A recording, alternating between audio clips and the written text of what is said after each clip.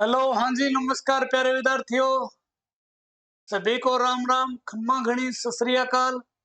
कैसे हो आप सभी? उम्मीद करता हूँ सभी ठीक होंगे। तो कई विद्यार्थियों के कमेंट आ रहे थे 2 दिन से कि सर बीएसटीसी कट ऑफ पर वीडियो बनाइए।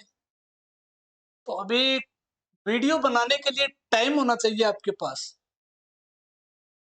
कई चैनलों पे आपने देखा होगा, जैसे ही 5:30 बजे पेपर खत्म होता है और 6 बजे अनुमानित कट ऑफ। उनका क्या उद्देश्य है? किस उद्देश्य से वीडियो बना रहे हो? विद्यार्थियों को भ्रमित करने के लिए। अगर आप अनुमानित कट ऑफ बता रहे हो, बिल्कुल सही बात है, तो आपके पास कोई आधार होना चाहिए। और कम से कम पेपर के 12 घंटे बाद अगर आप वीडियो अपलोड करते हो, तो मैं मानता हूं कि आपने कोई आंकड़े लिए, आपने कोई आधार लिए, उसके आधार पर आपने मेरिट बताई। तो मेरा ये मानना है कि कम से कम 12 घंटे बाद, और मैं तो ये मानता हूं कोई भी एग्जाम हो उसके 24 घंटे बाद पूरा एनालिसिस करने के बाद अनुमानित कट ऑफ व्यक्तिगत राय बता सकता हूं मैं आपको। इसीलिए आज 3 जून को ये वीडियो बना रहा हूं मैं। ठीक है, मेरा जो आंकड़ा है एकदम स्टिक मान के चलिए, हो सकता है 5 नंबर ऊपर या नीचे, क्योंकि एक पर्सन है वो 4 नंबर का। 1% या 2% ऊपर नीचे हो सकती है, कोई बड़ी बात नहीं है। इससे पहले अपना एक पुराना चैनल है, उस पर मैंने पिछली पुलिस भर्ती की वीडियो डाली थी, एकदम स्टिक थी। और वीडियो पूरा देखने के बाद अगर आपको ऐसा लगे कि कुछ अनुभव शेयर किया, कुछ मेहनत की है, तो ही आप सब्सक्राइब करना, नहीं तो कोई बात को नहीं, मत करिए। ठीक है, तो देखिए क्या क्या आधार रहे अपने अनुमानित कट ऑफ के, उसके बारे में बात कर लेते हैं पहले। देखिए टोटल फॉर्म कितने भरे गए थे बीएसटीसी के? 6 लाख लगभग। और अनुमानित उपस्थिति क्या? अभी 5.5 लाख विद्यार्थी पेपर में बैठे हैं, यानी 89.50 विद्यार्थियों की उपस्थिति है।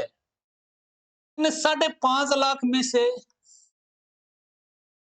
70% लड़कियां हैं और 30% है वो लड़के हैं। अब आप आइडिया लगा सकते हो कि मेरिट लड़कों की ज्यादा रहेगी या फिर लड़कियों की ज्यादा रहेगी। क्योंकि लड़कियां ज्यादा है तो वाजिब सी बात है लड़कियों की मेरिट है वो ज्यादा रहेगी, और लड़कों की है कम रहेगी। हमने काफी एनालिसिस करने के बाद एक अनुमानित कट ऑफ बनाई है। क्या आधार है? हमारे जो संपर्क में बीएसटीसी के लगभग 200 से 300 स्टूडेंट थे, उनके सभी के नंबर पूछे।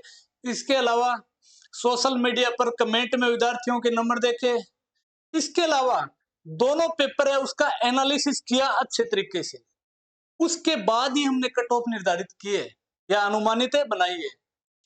दोनों पेपरों के बारे में बात करें, फर्स्ट पेपर और सेकंड पेपर, दोनों का लेवल था मीडियम था, लेकिन दोनों की तुलना में फर्स्ट पेपर है वो इजी है और सेकंड पेपर है वो थोड़ा सा फर्स्ट की तुलना में हार्ड है। ठीक है, फर्स्ट पेपर के जीके में अगर आप 50 में से आपने तैयारी की है तो 45 आराम से ला सकते हो, और सेकंड में आपने तैयारी की है तो 40 प्लस मुश्किल है। थोड़ा सा लेवल हार्ड है, दोनों की तुलना में सेकंड का हार्ड है। तो गुरुजी नॉर्मलाइजेशन होगोगे, नॉर्मलाइजेशन होगा भी।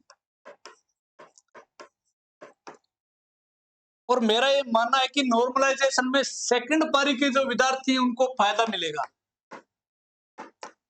उनके ये मान के चलिए 20 प्लस स्कोर बढ़ेंगे, क्योंकि एग्जामिनर है वो नहीं चाहता कि पेपर है विवादों में आए।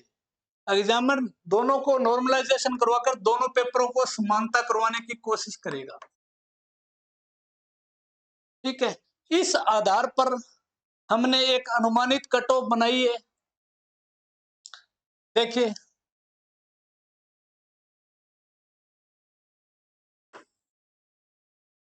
महिला और पुरुष की अलग अलग है। 70% महिलाओं की उपस्थिति है और 30% है पुरुष है। तो जनरल की महिला के बारे में बात करें तो कम से कम आपके 440 से 45 नंबर होने चाहिए, तो आप उम्मीद कर सकते हैं आपको कॉलेज मिल जाएगी। और अधिकतम हो तो अच्छी बात है, ओबीसी की महिला के लिए 420 या 22 नंबर कम से कम होने चाहिए, या 440, इनके बीच में है वो मेरिट रहेगी। ध्यान में रख लेना, आज बता रहा हूँ, रिजल्ट आ जाए उसके बाद वीडियो चेक कर लेना। एससी की महिला के बारे में बात करते हैं 405 से 15, और एसटी के बारे में बात करते हैं 407 से 420। ये आंकड़े किस आधार पर निर्धारित किए हैं भाई? दोनों पेपरों का एनालिसिस कर, विद्यार्थियों से संपर्क कर, और कमेंट में जो विद्यार्थियों ने नंबर बताए उसके आधार पर। और इसके अलावा देखिए, लगभग 26,000 पोस्ट हैं बीएसटीसी के बाद, और 375 कॉलेज हैं। इस आधार पर ये आंकड़े बनाए हैं। पुरुषों की बात करें, जनरल की 420 से 440 तक रहने की संभावना है, और ओबीसी के पुरुष हैं उनकी 400 से 415 के बीच रहने की संभावना है। और एससी के बारे में बात करें, 395 से 410 के बीच रहने की पूरी संभावना है। और एसटी के बारे में 395 से लेकर 410 के बीच में रहने की पूरी संभावना है।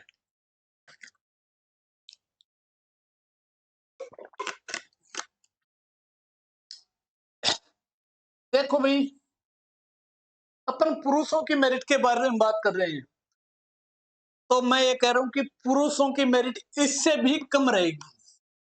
ठीक है, ये तो अपनी एक अनुमानित है, लेकिन पुरुषों की मेरिट 420 से भी कम रहेगी। ये मान के चलना 2-4 नंबर कम आ जाए, लेकिन 420 या 25 यही आंकड़ा रहेगा। बाकी अगर आप Rajasthan police, video, patwari, 4th grade, REET, 2nd grade की तैयारी कर रहे हैं,